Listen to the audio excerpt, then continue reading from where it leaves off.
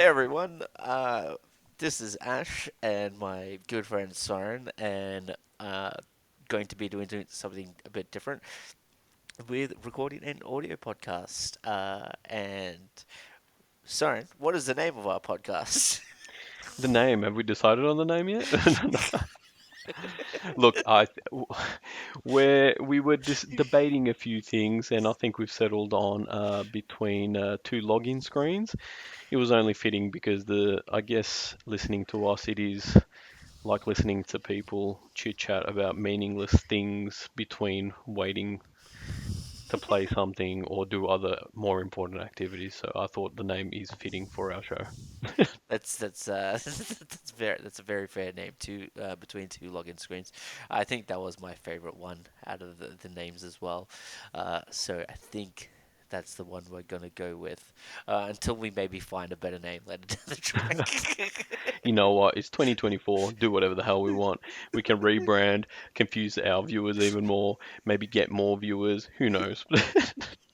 Everyone like every week we just keep changing the name so that no one Yeah, knows. and then all of a sudden, I'm pretty sure like Donald Trump is gonna be like saying these guys are good, these guys are thing, and I'll be like, how did we even get to that stage? We're just a humble bunch of people in Melbourne, Australia, just trying to chit chat about the dumb stuff we like, and then we get to something like that. Look, I would think the scale is way too great. Like we went from two guys doing a podcast from Melbourne, Australia, to Yeah, immediately Donald Trump political picked it up. political influences to Donald Trump. He'll probably give us a job in like I don't know, his social media campaign in you know in the Pentagon or something. We need good press for the Pentagon. You two guys are it. Yep, you guys are it, and we'll just put some Simpsons gif saying nuclear. It's pronounced nuclear. Yeah. To kick things off, how was your weekend? You get up to much for the weekend? Uh, Not really, just chilling about, sweating a lot. It was very hot, obviously. Terrible, terrible. I'm not a fan of the heat, especially when it hits, 35 plus. Kills me. Today Oof, felt like geez. I was in Bangkok. One night Just, in Bangkok. yeah, pretty much, pretty much. That song was repeating, and you know, just sweat rolling down the crack of my ass like Niagara. But yeah, I'm not a fan of the heat. How about you? How was your Um, weekend? yeah, it was. It's always there's always something on, and I feel like that's just forever goes into my life. Just a busy guy, mate. You're a Yeah, busy guy. it just doesn't. That's why I don't get anything done. I feel like I'm just forever doing things. Um, so like Saturday morning, for example, we went and watched Dragon Ball Daima. They released the English episodes in the cinema. So we got given tickets for that. So that was fun.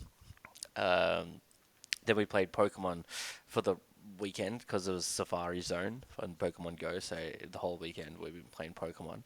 Uh, then this morning we went to see the Jurassic World experience in Brunswick, and that was super cool. Especially because the tickets were half price because of Black Friday, and for whatever reason we celebrate Black Friday stuff over here. so, We do so what America does. we do what America does, and then we had band practice. So Alan came over and we jammed, and yeah, that's my weekend, and now we're here. Just to give viewers a bit of perspective on us too, clearly Ash is the more nerdy one, probably the a lot more nerdiest one. I don't go and play Pokemon out in the streets. I still do what they did in the 80s and just have a, boombox and a cardboard box laid out and I break dance for, Adidas tracksuit or think I do anyway. No, I just did that. But Ash is definitely the nerdier one out of the two of I us. was gonna say. So the beauty of us discussing things on this podcast are that, Ash will tell me things and I'll just like completely go, you're mad and just an idiot at a lot of things. Just what he just told me right now, all I thought in my head was, "Wow, what a nerd nugget." I Why think am I even doing this podcast? Look, I love that your idea of like not being a nerd was to breakdance. Isn't that what cool kids do? I gotta be honest. I don't know. I, I I don't know think what cool kids do anymore. I think these days they probably just do crime. That seems to be the cool kid thing to do these days. Not, not breakdance on the corner next to a milk bar, which don't exist anymore. That's why. It's because the milk bars disappeared. Breakdancing disappeared, and then yeah, our break. youth went crazy. We don't get. Okay, so everything is a correlation. Yeah, yeah. I want to go back to something you just said. That was slightly less nerdy because I liked it. Yeah, yeah. Dragon Ball, the Mhm. TV show. Obviously I'm a big fan of the old stuff, Dragon Ball Z, I should say. Not Dragon Ball, the first one where he's a little kid. Don't Yep. care for that. But Dragon Ball Z. Obviously we grew up in a time where that hit our TVs during Cheese TV. It Yep. made a lot of us late to school a lot of times. Because of Goku powering up half the time. But wow, what an experience that show was. Story, just the way it was written, and when I say that show, I mean the first, obviously from when, is it the Raditz Saga? Yes, the Raditz Yes. Saga. Yeah. It Yep. starts there, and then it ends, in my opinion, in the sort of, well, I feel the hype of it was, or the height of it was when Cell Saga finished. Us. Yeah. I got it. Yeah. Cell Saga was, it. That was the saga, and I totally agree with you because I think everyone wanted Gohan to be at his peak, like, and it was these. I don't know. It was something. It was just something out of this world, and just very hard to describe because the feeling that we all felt when Gohan became almost the main character, and uh, the fact that it was such a letdown after Cell Saga to me. Well, I'm not even concerned about Gohan too much. I guess I watched Dragon Ball Z Kai, and for the people out there that don't know um, what Dragon Ball Z Kai is, it's basically Dragon Ball Z from Raditz Saga all the way through to Cell Saga, and it's basically condensed up. So they got rid of a lot of fillers. So basically, I think there were 200 plus episodes in the original run through, or maybe even 300. It felt like it, where they basically cut a lot of it down and only kept important things, and it got straight to the point. So, for example, Goku, powering up to Super Saiyan the first time against Frieza, that wasn't 30 episodes long. It was basically, I think, maybe two if you were lucky in the Dragon Ball Z Kai. Highly recommend anyone that is into Dragon Ball Z and hasn't watched it since the original, definitely watch Dragon Ball Z Kai because the condensed version is just so much better, first of all, but you get to relive the adventure and it's just done so well. I think it's done in the mindset that they thought of us who watched the original. Mm, So it was done so well, but what I loved about rewatching it again, because obviously when we were kids, we were watching this, we didn't really, obviously we were in a different place and mentally. But when you watch it as an adult and you can really relate to a lot of things, but I just love the development of Vegeta as a character. I don't want to stick onto this too long because the point I brought up is not to talk about Dragon Ball Z too much in this sense, but Vegeta's development from the start when we meet him compared to when he's at the end of Cell Saga is just, I think he's got one of the best growth as a character um, in that show. But anyway, why did I bring up Dragon Ball Z? Now, I'm not a huge fan of the ones after Cell Saga, so your essentially the Boo Saga. well, I look at it as the Boo Saga, but if you look at it on paper, it's really the Saiyaman Saga, then it gets to the Tournament Saga, and then it becomes the Majin Buu Saga. But they even split the Buu Saga into, Fat Buu, Skinny Buu, and then Kid Buu. Yeah. So I tried to watch them on Dragon Ball Z Kai, and you know what? It doesn't have the same flavor. It did not appeal to me as much. And I must admit, when I was a kid as well, and I remember watching it, I got past, the tournament and, the cool part about Margin Vegeta. I think that was the like really good hype about that saga. Yep. But the whole thing with Boo, and then he came along, and I kind of lost interest. So I never watched it originally. Tried to watch it again not long ago. Didn't work out either. Like I just lost interest. I don't think it's a very good saga. Okay, let me get to the point of why I brought up Dragon Ball Z though to you.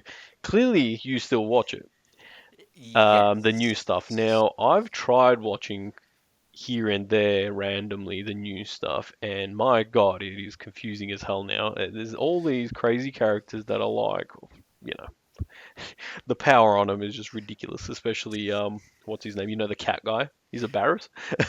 Oh yeah, yeah, yeah. Yep, Lord yep, Beerus. Yeah, yeah, Lord yes, yeah, Barris and that, and yeah. it's just too much. It's not as appealing and good as it was before, and especially like God mode, and then like his clone that's dark and like I don't know. It's just a lot is happening. So how do you? I guess my question to you, son, is how do you compare this new stuff compared to the old stuff? Oh, okay. Hmm. Without sort of living on this, it's very hard to not live in nostalgia because I think we never saw anything like Dragon Ball when it first came out, so we have very fond memories of it. Um, I do like the new stuff, like Goku Black and um, the tournaments to save the universe. Even like the movies, Return of F when you get Golden Frieza and Broly when Broly makes a comeback. I think those stories were great. I think the last movie with Gohan turning into Beast Gohan and Piccolo going to Super Piccolo.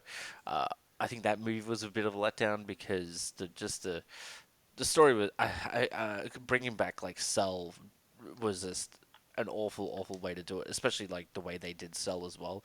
Um, so there are stories that are like not as good, uh, but I do like there are there are more memorable moments in some of the new series. I think it was like these key things happen rather than I like the whole arc. So for I guess the best example would be um, I think it was Kale or Kulfa, one of the new Super Saiyan women, uh, does a energy blast while Goku's in midair, and he obviously can't maneuver around as quickly to get out of it. He is in mid Kamehameha. He then uses the Kamehameha to ride on her energy wave and then blast her out of the tournament. It was an amazing moment. We you watched it all over across the internet. It was mind blowing, and well, I'll never forget it. But I'll only sort of remember that moment. On him turning Ultra Instinct, a very cool moment as well.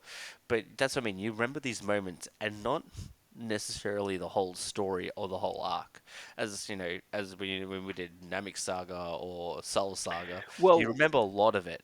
well, You don't. see, when you rewatch Dragon Ball Z Kai, right, you don't actually realize that from Raditz all the way to Cell, it's actually one story Yes. because it's that well written and connected that it's one story. I know they say that, oh, this, Frieza saga, then Cell saga, Android saga, whatever. It's not.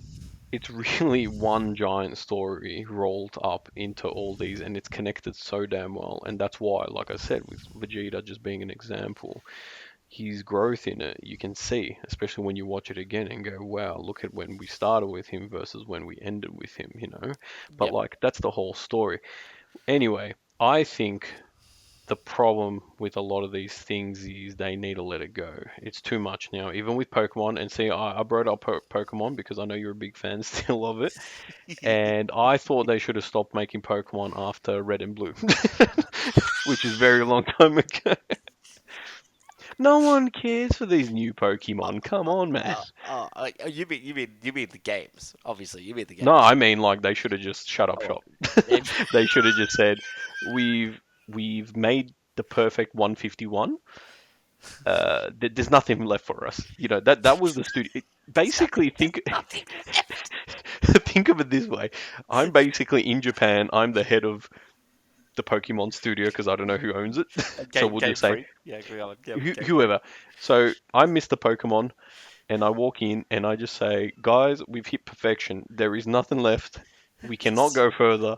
We're shutting it down, guys. And then people like you are probably like, oh no, but sir, I've got all these concepts for another, 300 billion Pokemon to create. And I'll be like, no, that is a bad idea. We're shutting it down, guys. Shut it down. All right, that's what I envision I would have done if I was, Mr. Pokemon. Okay, I don't know who the CEO is there. okay. Let put this in perspective. Um, would you then just go, that's enough? Or would you just keep re-releasing, like, would you re-release the same Pokemon over and over again? Or, like, even, But like, they do create... that. No, But no, but, that's like... what I mean, Ash. The most popular Pokemon that you see getting sold in stores are literally the first three and Pikachu. Yeah, so... But, no, but I mean, like, you And then just... fucking Psyduck. Sorry for swearing, guys, but Psyduck, why is he popular? And Snorlax as well. Like Dragonite, fair enough. This I big get red yeah, parrot I, Pokemon. I get Dragonite, okay, because everyone's like, oh, it's Dragonite, he's a rare one, whatever. But Snorlax, he's literally a fat Pokemon that just snores and goes to sleep. And Psyduck is the most anxious thing I've seen on this planet. I mean, he's pretty funny, I'll give him that. Only because he's like so anxious. But everyone like wants Pikachu, okay? Pikachu's their number one, right? You can't Yeah. argue that one. Then you've got obviously Charmander, and Squirtle, and then third in line is Bulbasaur because people will be like, all right, fine, we'll take him. But I don't think those Bulbasaur gets any respect. he doesn't. There's a few. It's kind of like in games when people say, "I want to be a healer." They're the Bulbasaurs of the world, I mean, you it know. makes sense. They do heal themselves. Well, there you go. See, it's this sort of like, look, I can't even get into the mind of these people, the Bulbasaurs of the world, but they're about two, 5. I'll give them 5% of the world. They're the Bulbasaurs, right? And then the rest of us, we're just like, oh yeah, Squirtle, because you're gonna get a Blastoise later, who's pretty sick, or like a lot of people like Charizard. Yeah, hell, that's the rarest and best Pokemon card, Yeah, most expensive. the only dragon-looking thing that's not a dragon. Yeah, exactly. Maybe Gyarados because he looks like, more a traditional Chinese dragon. but he's just a water thing. He's a water dragon. Yeah. Yeah, okay. But back to my point. See, Pokemon 151, the original. No one cares for anyone else after that, and they should have just stopped. I don't mind the games have continued, but they should have just continued with the same Pokemon in the game. That's what I'm saying. So, like, you think they should just make new games, same Pokemon? Yes. Well, yeah, because you're playing the story anyway, so you just, make another story about, I don't know, some different character who, for some reason, wants to grow up a Pokemon Gym Master and start again. I love the simplicity. I Not just that, love. my friend. Mr. Pokemon, he's got a vision. He would have saved time, effort, money, okay? Because I don't need to pay people to make up new Pokemon. But come on, be honest though. Like the quality of the other billion Pokemon they've created after, it's like pretty junk. Okay, maybe Silver and Gold, I was gonna say, like, I would argue fair enough. gold. I But would argue gold and silver. Maybe yeah, even the third one. But oh, I'd I be don't know about pushing that to. one. I just lost interest in Silver. But those ones, fair enough. You're a bit like, okay, fair enough. There's a few that are similar, but they're sort of different. Blah blah blah. But then, you see them now, and you're just like, come on, a stick with eyes. Stick, stick with ice. It's too much. It's too much. So this is my point. I think, like in Pokemon and Dragon Ball Z, well, Dragon Ball because it's not Z anymore. Yeah. Or is it still Z? Is that what they call it? Dragon Well, Ball now Z? it's Dragon Ball Super. Oh, Yeah, okay. yeah, Well, there yeah. you go. They gotta stop. Do what's good. We don't need new things like to reinvent the wheel is what I'm saying. They've invented the wheel bloody well, and just keep rolling with it. roll with it until that, I don't know, the Just, universe blows up. just keep, just keep that wheel spinning. Just keep that wheel spinning. Just keep that will. That's the will. You don't have to go and make other wills, is what I'm saying. Okay, we don't need other wills. Okay, just because it's blue or something, it's like, nah, it's the same will, man. Like, it's just It's the same wheel. Just like yeah, you're look. paying money. Why am I paying money for this? That's why there's a huge resurgence in nostalgia and retro things because people want that old stuff back and always have. Yeah, but I think that we're the ones that like our generation, like the millennials. Are we millennials? Are we Yes, we're millennials. okay? Hence So our title discussions around it. yeah, yeah, but like I guess it's so weird saying that because we were born in the 80s. I mean, just, but still. Just Um, yeah. I guess yeah. So I think the millennials are the ones that are keeping nostalgia alive. I don't think the next generations of people that are coming up don't really care about nostalgia. I think they're all about what they can get right now, very quickly. Like I want things done fast, cheap, whatever it is, and want it now. I don't think they really care about what existed 20 years ago. You're right. That's why there's no one breakdancing on the corners anymore. There's no more milk And farms. I mean, it's hard to source a cardboard box now. So, what am I breakdancing on? What do you mean? You can get cardboard boxes from Buddies for free. Nah, it's not the same. It's not as easy, the environment and these days and all that. Granted, if you go to get a cardboard box from Buddies and they ask you, oh, like, you're moving or doing something. No, Mm. I'm about to go breakdancing outside. It's a lost art form, I'll say that much. It's just even breakdancing when you watch it now, don't start me on the kangaroo hopper. Good old Ray gun. And she retired as well. She You- retired from being, oh my god. Why would you not retire after that? Is the question. Look, I, she went and represented us. What can I say? uh, Um, do you think that was a good representation of our breakdancing? well, it clearly shows you people aren't doing it in Australia anymore. I would say that that wasn't a clear representation of breakdancing as an art form in general, not just of Australia. Oh my god. But The only person to get like zeros across the board. yeah, look, let's not discuss it too much because, look, give her credit. She went on the world stage. She tried. Um, you know, that's where I'll leave it. Trying to be diplomatic about it. I got no hate for Raygun, and I like her name. Raygun's pretty cool. It's Oh, catchy. yeah, but like I don't know. I don't know. That's too good of a name to be used for someone who dances like that. Hey, she's ranked number one. You can't take that away from her. I guess I can't. I guess I can't. Okay. No, you cannot. Now, we did something interesting, and hopefully people don't get the wrong vibe of where I'm going with this one. But we attended PAX. When was it? About a month ago Yeah, it already? was. Yeah, it was like it's almost been a month. Yeah.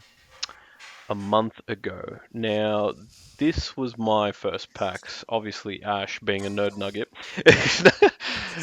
is very seasoned in the PAX. Season. Seasoned, mate. Don't lie. We were walking around, and there was. All right, let me build a scene for our viewers.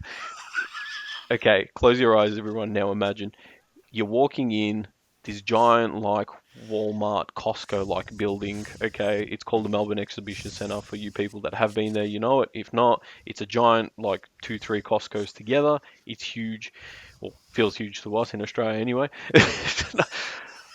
Huge, a lot of room, and basically events get held there, like car shows, aviation shows, what else, boat shows, any show, Anything I you guess, think that of. you want to add. Anything Yes, you can think of. anything you can think of that It's needs there. an inside.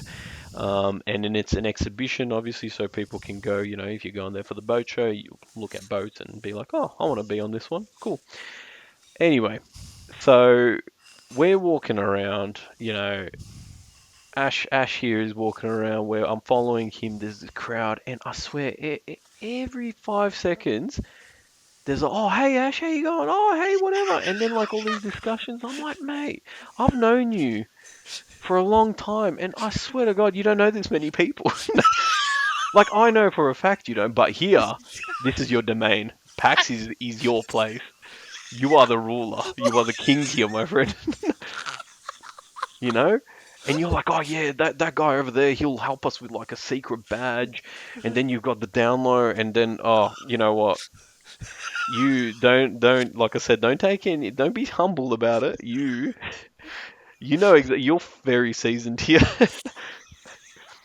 I, You're a king there, I'm not looking there. I just look. I queen over of the prom there. over the years, with all the media work that I used to like, hopefully still currently do. Maybe I do the media work. Maybe not very well anymore, but uh, I think like I've just met so many people over the years, and um, it's just been a wild ride. It's been very fun, and not that I'm retiring, just Sounds like a retirement speech, like, but I am it's, handing in my pins. uh, oh no, like you got introduced, and let's talk about that for a second. Um, well, first, I'm glad that you got to see that other side, of like what I'm like, So you know around people, yeah, that. it was interesting.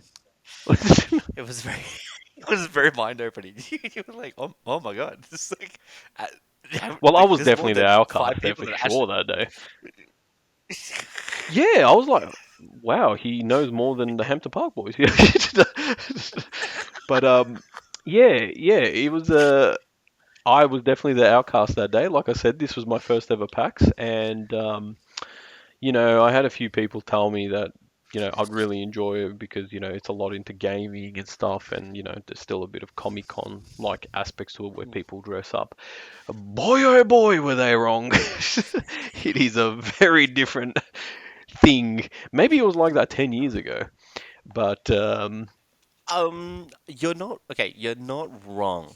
There was the gaming aspect has changed, and I think that's it's sad to say because obviously during COVID, um, that changed. All the big companies have decided, like I guess the big three really, Xbox, PlayStation, and Nintendo have all sort of pulled out in a lot of conventions.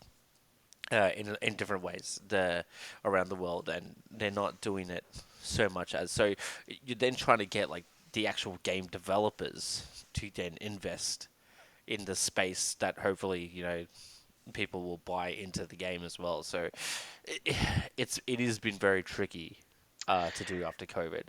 so So I will so I defend, well quote I unquote, find defend that point. well so I guess my experience was uh surprising to say because I guess I thought it would be like an E3 type thing where Yeah. Okay. you walk in, like you said, you've got your big developers there, like your Microsoft, Sony's, Nintendo, and whoever else, right? Game studios. I just assumed game studios would be there, right? Yep. And what I thought would happen is that you go there and these game studios are there releasing or launching, or even going, hey, here's a trailer to like some sick game we're in development, like let's say Yeah. Okay. Cyberpunk, hey, where this is the trailer for Cyberpunk and you're gonna, it's coming out, whatever, and get that hype going. That's exactly what I thought PAX was going to be like. I thought all these developers were going to be there. You'd get to see what projects they're working on, up and coming things, and hey, maybe even like, okay, like, again, I'll use Cyberpunk as a thing. It's not fully, out there, but we've got like, I don't know, one level or something that you can play now, and everyone lining up to go test it and stuff. But that wasn't the case. It wasn't the case at all. I don't think I saw anything there being promoted in the sense of like, hey, this is an up and coming game or a trailer or anything. It was basically games that seemed to be already out, Yep. that you can pre-order the very least, or even play, and basically just set up on high performance rigs. Hmm. Um, and you just go and play it. So I actually felt PAX in that spot there, because in my what I'm about to say is that PAX is I found the world of like it's a tale of two cities in PAX there. So you got Yep. that part of it, and then I'll go into the next part. But just to end it off, it just felt like, yeah, it was like more that you're going there to be sold like monitors or graphics cards or something, rather than Okay. actually, going there to experience, games and the hype about being released. Because to give you a quick example, I remember when I used to go back in the day, a long time ago with my dad actually. I used to go to the car show that used to Yep. be on all the time. And when you go to these car shows, they always had new cars that were just either being released that year or they were going to be released pretty soon. And they would have like one there, and then they would have like a few, obviously the prototype type ones that they never released further. But you would always have like, the cars that they're about to bring out. So I remember seeing BMW had the M3, the E46 M3. At that stage, it was like new, never seen before, and it was there, and I was like, oh, this is mad, it's like think that's what I thought this was gonna be like, hey, look at this new product, like, you can see it, you can touch it, feel it, or like at least, you can't drive it, Yeah. but it's there. So it was weird. It was not what I expected in that situation. No, and I'll guess I'll sort of continue on that. Um, you're not wrong. Yeah. So to give you to what my that is the exact experience that you used to get at PAX. So obviously before COVID, I think my best memory of it was the year that Final Fantasy VII was redoing their game, the remake. So they dropped the remake, Avengers, a game called Days Gone. I off memory. Maybe they'd released in different years. Can't remember. But the point is, you actually the games hadn't been released yet, and you had to book in times on the PlayStation app to then play the game.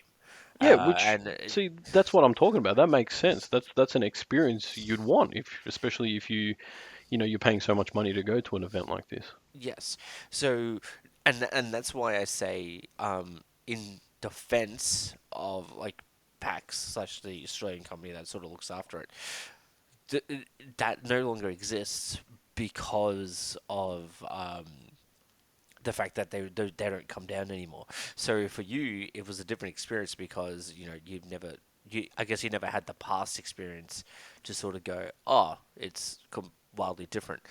To you, this first PAX is like, oh, this is just about like a few games and that's already out, and then stuff that you can sort of do, like dodgeball, and you can game on PC or whatever it is. So Well, yeah, like I said, to me, it felt more that I was going there just to play on a hyped up computer, or yeah, try to be sold a new video card or something. Like, we were sitting there watching those guys play Tekken, and basically they were just sitting there playing Tekken for some prizes, which were, like some SSD cards or something like that, which is crazy because they're not that expensive anymore. But that's what I felt about that. Now, I said that to me, PAX was a world like a tale of, two cities.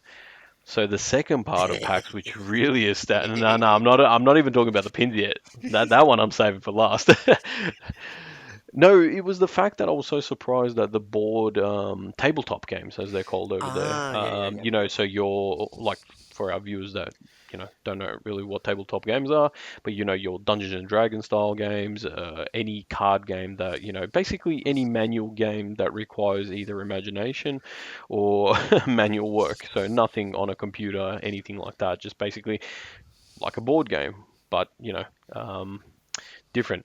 So they had like almost half a whole section of the exhibition center where they had this event dedicated to that. And I actually saw a lot more, I felt a lot more popularity in that section. You know what I mean? Yep, Like, I, yep. I thought there was a lot more keen interest from people that were at PAX, more interested being there than what they were obviously in that other section with all the tech and stuff like that. And I can see why, because like I said, you go to the tech part and it's sort of like, well, I'm not here to be sold a new Nvidia graphics card. I know where to buy them and where to, like it's not anything exciting. But that's the thing. Like I felt that area was very underwhelming, and then you go to the tabletop, and you could see a lot of people were just having fun there. It was very community based looking, and a Yep. lot of people obviously were there in groups and doing little, I think some tournaments and stuff like that. So that's another aspect of it I found interesting, that how big I guess tabletop games are still.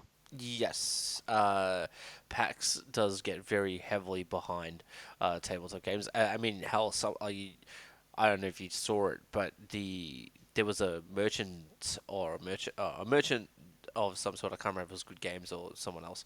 Had these mystery boxes, and it was like $50, but you got like $100 worth of board games inside of it, and they were just flying off the shelf. They I just saw I over the convention I saw so many people had that box.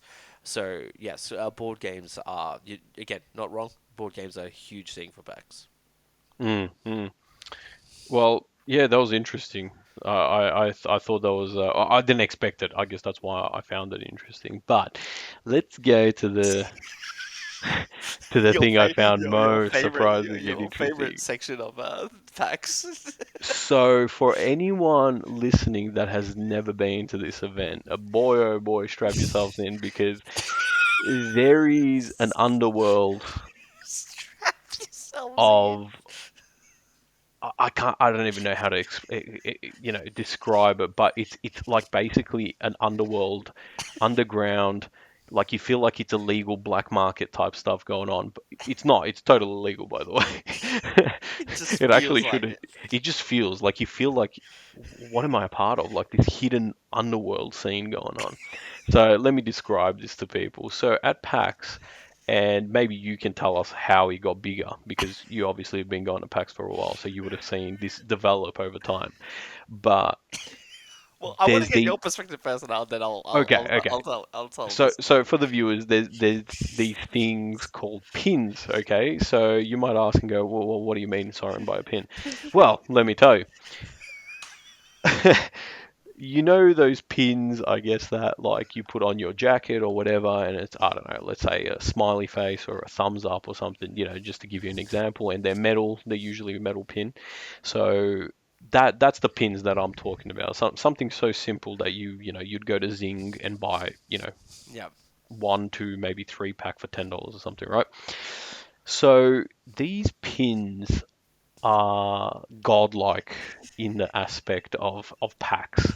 Now, let me tell you why, from what I understand, is because certain developers or certain booths that come to the show in PAX, let's say Nvidia comes for the day promoting their products. They may say and go, hey, if you come to our booth within this day only or certain time, or, hey, just come to us, like Samsung. Samsung was giving them out like they had too many. But you get a pin. So it becomes, I guess, more of a collector's thing now, saying, hey, I went this year and Nvidia were only doing this type of pin for 2024, as an example, right?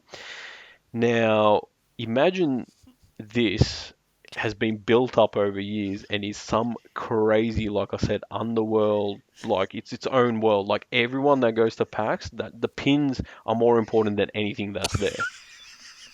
Okay, we're gonna pass to Ashtimus here, because he's gonna tell you exactly how long he's probably waited for some pins back in the day. But what shocked me was how invested everyone is about these pins. Like I saw one guy breaking down almost on his knees, crying because he didn't get a special Fallout type pin. And then the guy that worked at this Fallout place that managed to get one pin for certain people we know, not going to say anything. Obviously, see, this is the dark underbelly of of PAX. But he was saying, one box apparently went missing, and it's, who knows where that's gone. I'm telling you, people are very into this, and it was as if I felt like I was Louis Theroux in PAX, you know? Like in my mind, I'm seeing Ash talk to people about pins, and I've got like this narrative thing happening in my head where like a voiceover is going, as I could see the two people talking to each other about the pins, I was oddly asking myself, how far and how deep do they go for these pins? a lot of people probably looked at me like, "What the hell is this guy doing?" But I'm telling you, Ash, we've laughed about it, but I'm telling you, we need to make a documentary about us going to PAX and about this whole underbelly of the pins because it's out of control. I don't understand why it's so crazy because at the end of the day, it's just a pin. Because let me put it for the viewers as well. Have you guys seen The Golden Child? Because there's a scene in The Golden Child with Monty. I forgot his real name, but he's on the street and he's trying to sell things and he sells that medallion to Eddie Murphy. Exactly the same. I saw this Tibetan looking dude. He was bald. I swear it was Monty. He had rolled out in front of him like 400 pins, and then he had pictures of these are the pins I need. And he literally sat there like a monk, didn't say a word. Shocked me to my core. Okay. Shocked me. So, Ash, how did this thing explode into what it is today? Because surely this pin thing, at the start, like no one imagined it to be what it became, right? Okay. So I'll give you sort of a rundown on the history of PAX. So, PAX has been going on in the States for years. Started by a couple of guys that have a online comic called Penny Arcade. So that's what PAX stands for, Penny Arcade Expo. Uh, they were the ones that introduced pins and the exclusivity of pins. Also, they got companies interested in making yearly pins for their events. Uh, because I should also say that Penny Arcade Expo, at least in the US that I know of, a lot of the money goes to charity. They're non-profit, so they pay all their workers and whatever, and whatever profits they do get, they donate to charity. So a lot of this is just like companies interested in the idea of like doing these good deeds, quote unquote. Um, Now, pins I think really exploded in Australia. I would say a couple of years before COVID. I'd say maybe 2016 ish. Pins have always they were big, but not as like I don't But think many why, Ash? Why? because I don't think people understood until around like a few years ago before COVID that how collectible they were to the secondary market. And I obviously knew like a little bit, so I was collecting them a bit early days, maybe not straight away when PAX first came to Australia, but definitely started. I think it was around 2015 or 14 that I started doing it, and so over the years, there was a lot more people, a lot more Monties on the floor It's before. crazy, man. Honestly, Um, that Monty guy. there were a lot more people like that who would come from like all over the world, and they would have Well, booklets of all their pins, and they're like, "We'll happily trade whatever you get in Australia because they can't get the same ones in Australia in the US." And so they need to trade, and then well, you can't get any of the ones in the US obviously unless you go to the US packs, and so you end up invariably trading with all these people that are across the floor. yeah, so okay, I understand it. It's like any other collectible hype, Y- I guess. Pokemon cards, yes. Tarzos, whatever you want to, bottle caps as people in the 40s used to do, or 60s. But no, I get that. It's just yeah, I just found it really crazy because like it's such a thing, Like I'm not naming any names here, but like that one guy that like we saw that got the Fallout pin. This, Fallout pin was obviously very hyped up because, there was only a certain amount for the day or a couple Yeah. hours or something from that booth. And then, just seeing people's faces when, they heard that they managed to get one and they didn't. Actually, you were one of those people's faces. It seemed you didn't understand by helping this friend of yours what you gave up. I I didn't know If what only I could take a picture. It was. Imagine viewers the face of utter despair and just Defeat. heartbroken Just defeat. Just but that realization. Okay, so this is and like that is probably a great story to tell, but also just to sort of reiterate there was a Legend of Zelda Master Sword pin that was going on this year, and I had the opportunity to try and line up for the pin straight away, but there was also another store that also had a figurine that I wanted that you couldn't get anywhere else, and I had to make the decision: do I go for the pin or for the figurine? And knowing full well that they were going to sell out of both of them straight away. Straight away. You've highlighted something that I find interesting the older I get. What humans line up for. I could make a whole category for it and spend probably hours talking to people about it, but the things we can sit in line for and wait astounds me, really does. So Because I'm actually a person that very like I don't think I can wait in line for many things at all in life. no, I don't think you could add like wait at all. No, because I guess I've got growing up, I've got a different mindset on a lot of things in the sense of I think things, that I guess we buy and things like that, essentially, you don't take them with you, obviously, when you pass away and things. So it's sort of like I changed my outlook in the sense of like, oh yeah, cool. I like, say this Dragon Ball Z medallion, but at the end of the day, it's just a medallion. You know what I mean? And I Yeah, yeah, know, I yeah, know of some course. things obviously become collectible where it's like, oh, but you could sell that medallion for a couple of thousand later or something. It's like, yeah, maybe, but a lot of times people, you know, get into these things and that not because of that, they do it for the joy. And then it's like eventually it's like, oh crap, like I've got 5 pins worth, 50K. Ye- So I'm on obviously the opposite directive, because I lined up for the figurine and I missed out Yes. on I missed out on the pin, and myself and our friend Raj were just disappointed that they sold out straight away. But unbeknownst to him, and if he ever listens to Oh no. if he listens to this, I'm very sorry. Oh no. I got the Master Sword pin. Oh no. Poor Raj.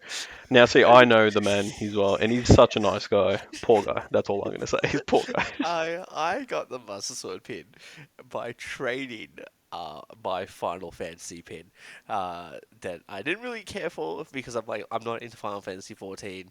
I know the character, but it wasn't my character now. I had the chance to trade for two of them if I would give up my second Final Fantasy pin, but it was not my Oh pin. no. It was not my pin to trade. It was my girlfriend's pin, and she loves the character, so Oh no. You did the right thing. I couldn't do it. So I got the Master Sword pin, and Raj does not have Well, that's it. his fault. He should have, lined up, like, see, Soztek here, I can't blame myself. Like, I can't blame others except myself, if I choose not to line up, exactly like at the end when we were saying our goodbyes and you were lining up for that bin chicken pin, and I saw Yeah. the line, I was like, mate, you're gonna be here a couple hours at best. I'm like, stuff that. No, Uh, actually, I was only there for like 15 minutes. I was like, well, after. you did well then, in 15 minutes, but anything longer than that, I would have like, no, Oh, because oh, that line looked pretty long. Oh, it was crazy, and it wasn't even line. It was they didn't even line people up. They were just like, come. They had like two boxes, and I was like one of the like last few because they were like, I was like at the back of that crowd, and there was like 15 pins left when I got mine. I traded up one of my koalas that I've got a couple of over it, and I got the pin chicken, and then man, people were going crazy for that one because there was another vendor that had like three of them. They're like the last three, and they're like, if you donate to this charity, we'll call you Tuesday, and we'll give you the pin if you win the pin, if your name gets drawn out of the raffle. And I'm like, I need it now because I wanted to get the second Master Sword. But Oh, you greedy bastard. I need it Greedy now. bastard. Poor Ryan. Oh, and I'm like, nah, I can't. I'm not donating to find out Tuesday because these guys are not going to be here. That I traded for. So it everything I'm describing, yes, it is. There is a pin craze, and I think they've become highly collectible because I mean the Master Sword pin, I mean, and the Fallout pin, they're selling online on like eBay for like minimum like $100, and I'm just like, yeah, that's like Yeah, see, I wouldn't that's line up for 10. $100 either. I But guess like that's where I'm at. that's almost like 5 times worth of what it was. Like you paid maybe $20 for it, and now it's worth Yeah, 80. So all I say is y'all people bit crazy. That's where we'll probably leave it. But that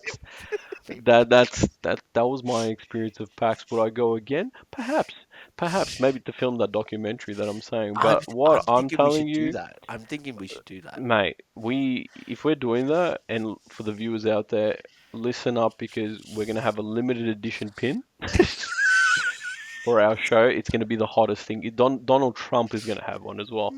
All right, the hottest thing. There is no pin better than this. I've seen pins, and there is no better. And then like we release the pin, and everyone goes mental. Exactly, exactly. So, yeah, crazy time. Well, no, I'm glad you got to experience No, I'm glad to. I'm glad some you level invited of me. PAX. Hopefully the event in itself changes over the years, and hopefully they like hopefully other companies can convince themselves to actually come down here to because it just feels like Australia gets a lot of the short end and sticks with events. When you bring celebrities down and all that sort of stuff, you always sort of get like the short end of the stick, that being that we're so far away from the Mm, rest of the world. mm. So yeah, Yes, I agree with that. I agree with that. Now, I wanted to bring up a little hot topic. hot topic. Well, it's not a hot topic. Maybe I'm a bit wrong there, but it's along the lines of what grinds my gears. But I like to call it millennial struggles. Okay, yep, Okay, so I want to ask you. Well, actually, you know what? I'll say what my millennial yeah, struggle yeah, was. you One do that, millennial yeah. struggle, so you understand what I'm trying to get along the thing. But basically, millennial struggles, as the title suggests. When we were young and we were growing up, for all the millennials, what was the struggle that, back in the day you think and go, oh man, that was a tough time. You think now and you go, hell, that wasn't a tough time, that was nothing. But back then, you get into your younger self and you're like, mate, what a struggle that was to live through that time period with that type of technology or TV show or whatever, or, even your parents telling you off or something like that, right? So I've got one millennial struggle to kick off this little segment that I'd like to keep going. Yep, Basically, do you remember Galactic Circus time zones? Any arcade that spat tickets out. yep. Yep. I feel like you're bringing this up because we just went to dinner and I did this exact thing. But go on. I totally forgot, and that's not why I brought it up. But okay, it's a good timing then. But clearly, there's still places that stew just like this. But do you remember you walk into these places, you're like, wow, all these games, whatever. You go play them, you spend your dollar or two, because back then inflation didn't hit us too hard. You spend your money, you get, machine starts spinning out some tickets, and you're like, oh, what are these, and you go, oh, okay, look, I'm being rewarded, getting tickets. And you play a couple more times, you keep playing, maybe spend 30 minutes an hour there, and you're like, wow, I've got so many tickets, maybe like under 100 or about 100 tickets. The smile on your face couldn't be any wider. You go to the bloody receptionist there at the start, at the front, and you see all these items, and you're like, wow. And back then, they didn't have advertised how many tickets something cost. Remember, they just Yeah, showed you yeah, all these things, and it's like, oh my God, there's a PlayStation 2. I could get that. I've got 100 tickets. That's so much, you know. And basically, they count them because I'm talking early days before they had the machine that counted them for you. yep, yep. So you count your tickets, the vendor's like, oh, how many tickets you got? And you're like, oh, I've got, 100, let's say. And you feel, like you've got this power. You're gonna get a house basically with this amount of tickets, right? That's how confident you feel at this stage in life. Then that confidence gets shot down by the vendor. Okay, shot down. God damn. Basically, like the confidence that what you call it, Moby Dick, Captain Ahab experienced when that whale slapped him in the face with that flipper of his and killed him. Okay, but basically, the vendor turns around and goes, "Oh, mate, this is all you can get," and it's basically like five gummy drops or something, some gummy bears, maybe a ghost drop or two, and a pen if you're lucky. And the pen. And at that stage, you kind of don't sit there and realize and go, "Wow, I've just spent like $30 on games for like candy worth 5 cents."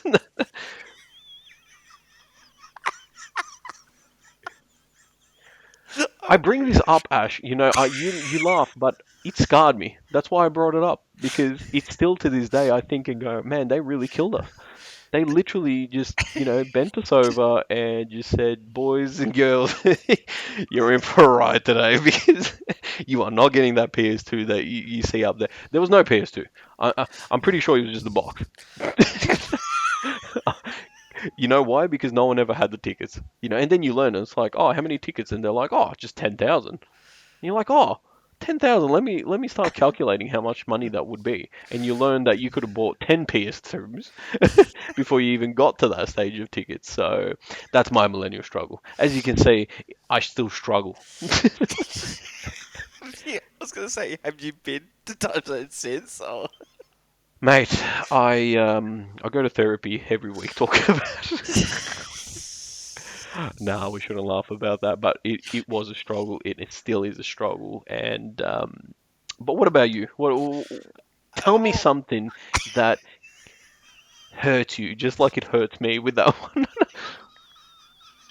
I want to hear uh, that pain in the voice when you tell me. okay, a millennial struggle. Um, I don't think I can come up with anything as struggling as that because obviously I still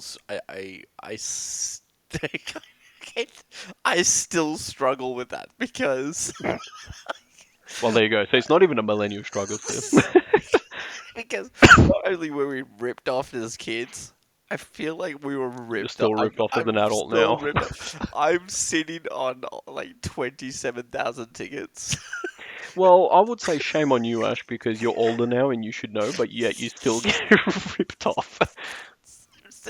Because I saw this giant Godzilla, like plushie, like one of those like almost human sized ones, and they were going like for 35,000 tickets, and I told Hells, I said I need to get it, I need to do it, and so I'm playing and playing and playing. Oh, 27,000 tickets. Go back to the store or the time zone that had it. It's not there anymore. It's Oh no. Oh no. she's not there anymore, Soren. I boy oh boy, as BT says, boy oh boy, that is I feel like you could have looked on eBay for this thing and you would have probably got it a lot quicker and Yeah, easier. But where's the fun, right? Where's the fun? Where's that it's, adventure? The this the struggle. the struggle, the sense of being a gambling addict. It's pretty much it is, isn't it? It is. Well, Yes. okay, so I expect from you next session we do, next episode, Yeah. you think of a millennial struggle. Don't just Yeah. copy me. No. No. I'll actually think of a millennial struggle because that was, but the way you described it just hit me so hard. I'm like, I'm still feeling it today. Like, I'm pretty sure all our viewers, when they listen, they'll be like, "Man, I totally forgot that. Let's bring up the psychiatrist again, and we need to book in a session or two because it was a struggle. It was a struggle." But next episode, I expect a struggle from you. I will give you a struggle. I will give you. I will give you. You want struggle? I will give you a struggle, my friend. Good. I want a struggle. Well, I think that leaves us. to the end of our first episode, our inaugural episode. Inaugural. Inaugural. I'm glad that you said that because so many people go, "Welcome to our annual first," and I'm like, you can't have annual first because that doesn't. You can't have something that's annual and be the first event. It doesn't make any sense. Well, that's why I said inaugural, or episode one, or zero, or whatever you want to. If you want to get nerdy, you know. But for the people listening, thank you and stay tuned. I'm sure we'll have more hot topics to discuss, like possibly Terminator Zero, if anyone's watched it. Oh Um, yeah, yeah. yeah, We but could talk about that next. Yeah. we'll definitely be back, guys. So, Ashtomus, always a pleasure, my friend. Thank you so much for the company. Soztech. So it's always a pleasure, and I'm glad that we're finally doing this. Beautiful. Thanks, guys. See Appreciate you it. guys in Signing the off, next one. guys. See ya.